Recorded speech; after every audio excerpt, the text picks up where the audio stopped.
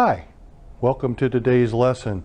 Today we're going to be talking about how the mind works. I'm going to give you a way of thinking about it that I learned from Dr. John Connolly from Rapid Resolution Therapy, one of the foundations of the ACEs.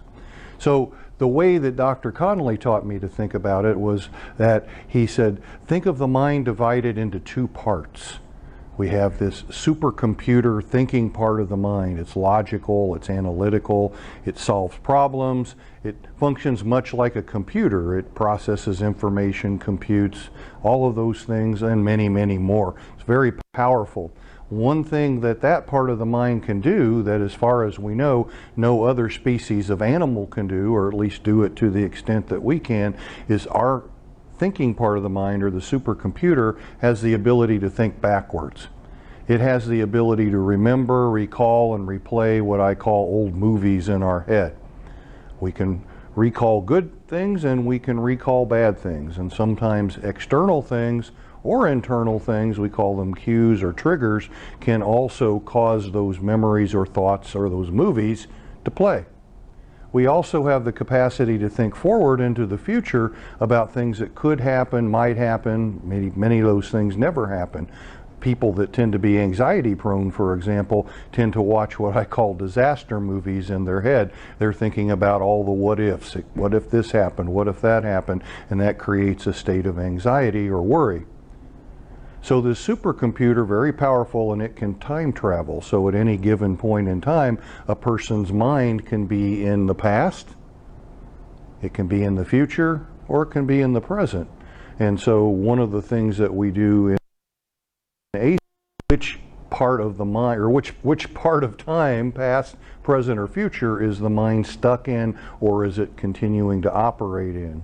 Generally it's the past, but sometimes it's the future, sometimes it's all over the place. So that supercomputer part of the mind, interestingly, is only about 2 to 5% of the mind. So very powerful, but also a much less significant part of the mind than the second part of the mind, which we call the emotional mind. Very often it's referred to as the subconscious mind.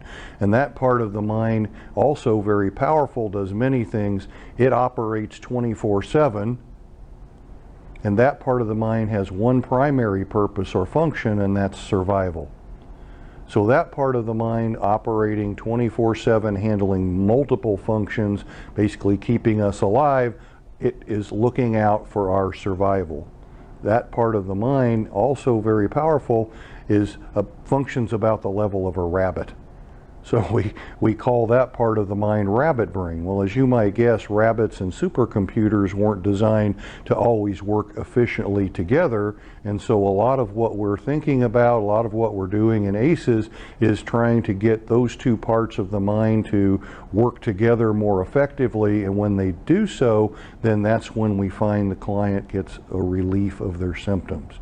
So we could think then that what's causing their symptoms, or their emotional turmoil, their pain, if you will, is the disconnect between the supercomputer and the rabbit. Remember, as I've said in previous lessons, we're thinking of not what's wrong with the person, we're thinking about what happened to the person.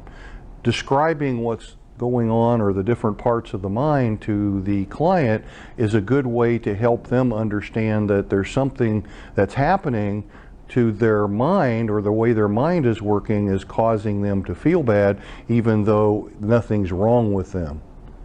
That's often very relieving, because they're thinking that something's terribly wrong with them, or that they're going crazy, when in fact it's the disconnect between these two parts of the mind that is causing the negative emotions. I had this friend once, he was a scientist, and he was considered an expert in his particular area of science. Well, one day, well, not really one day, in a period of time, he developed a theory about his particular area of science. If true, that theory could revolutionize his area of science. Well, like a good scientist, he set up an experiment to test his theory. He was very excited about it. He was convinced that his theory was true. So as he set up his experiment and as he started collecting the data from his experiment, all of the data that supported his theory, he kept. The problem was all of the data that disputed his theory, he ignored. Well, we call that experimenter bias. Of course, good experiments are designed in such a way to remove experimenter bias, but my friend the scientist decided that his theory was true based upon the data that he selected that supported his theory. Well, we often do that in our mind. If we believe something to be true, we then collect and get data that supports our belief or our theory. If we believe that we're a bad person, for example, then we will collect data that will support it. In fact, in psychology, we have a term called self-fulfilling prophecy. I'm sure many of you have heard of that particular term before. What it means is that if we believe it to be true, we often cause it to become true. So a lot of the emotional turmoil that we experience even on into adulthood is based in thinking and beliefs that we formed back in early childhood before we could analyze and interpret critically those messages and thoughts. They got anchored into our subconscious mind and wired in as core beliefs, and those beliefs are held to be true. Let's say they're coded in the mind as true, even if they aren't. So as a person goes forward, if they believe something to be true, even though it's distorted and it's not true, they collect data to support that theory, and they often then wind up with emotional problems based upon the fact that what they believe to be true, they still continue to think to be true, and then of course events in their life support that.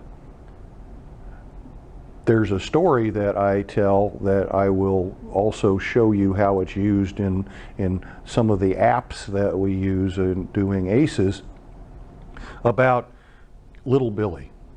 I had this client whose name was Bill, they called him Billy, and he was sitting in my office. At the time he was about 30 years old or so, and Billy, as he sat in my office, he had depression, he had a drug problem, and he and I were sitting together like we're talking right now, and I said, what do you think are some of the origins of this? Where did this start?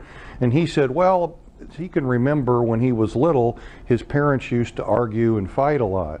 Well, as they did this really troubled him, but he said, I remember one day in particular, I was about 7 years old, and I was sitting in my room, and as I was playing with my toys, sitting in my room, I heard this yelling and screaming, and I went running out to the living room, and there was Mom and Dad having this huge argument. They were throwing things at each other, and as I ran into the living room, my dad turned over and looked at me and said, I hate you and I'm leaving, and he turns and he runs and he walks out the door. Well, little Billy at 7, witnessing it, thought what? Right, that it was his fault, that he caused it. We call that guilt.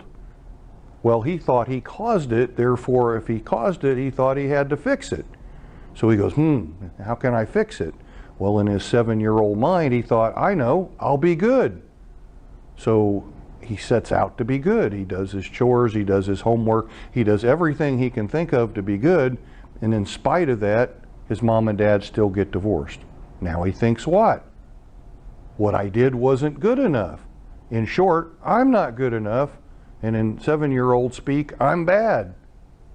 So now he feels guilt, I caused it, I'm not good enough, I'm bad, shame, and this really affects him, it really troubles him, so much so that he starts to do poorly in school. Well, there's more proof that he's what? He's bad. Well, he starts to isolate and withdraw and act differently, and the other kids notice this and they start to tease him and bully him. Well, there's more proof that he's what? Bad. As he gets a little older, thinking of himself as bad, he starts hanging out with who? The bad kids. And when bad kids hang out together, they do what? Bad things. One of the bad things they do might be drugs. So as he gets older, more bad things happen because of the drug use, because of him thinking of himself this way. Here he is sitting in my office, depressed, using drugs, still thinking of himself as what? Bad. He's still thinking like a 7-year-old. Well, of course, that's not true. What is true about Billy? Well, certainly not what he thinks is true. So our job would be then at that point to deal with that core belief, I'm bad, because it wasn't true to begin with, it's not true now, and all of the things that are based upon that belief being true are invalid. There's an old computer saying called garbage in, garbage out. It means that if the data going into the computer is incorrect or inaccurate, the data coming out is going to be incorrect or inaccurate. Well, our mind works the same way. If the information going in was distorted or inaccurate, then the information coming out is going to be distorted and inaccurate. Hang in there, we're going to be talking more about this, but this basic way of thinking about things, about how the mind works, is really critical to understanding ACEs. And when you watch the videos of the sessions and the apps of how we do these different things, it's all based in the idea that how the mind works is causing the symptom, and the symptom is the result of sometimes of distorted thinking or of experiences, the effects of experiences on our thinking, our feeling, and our behavior. This will all come to make more sense in future lessons. Thanks. I'll see you next lesson.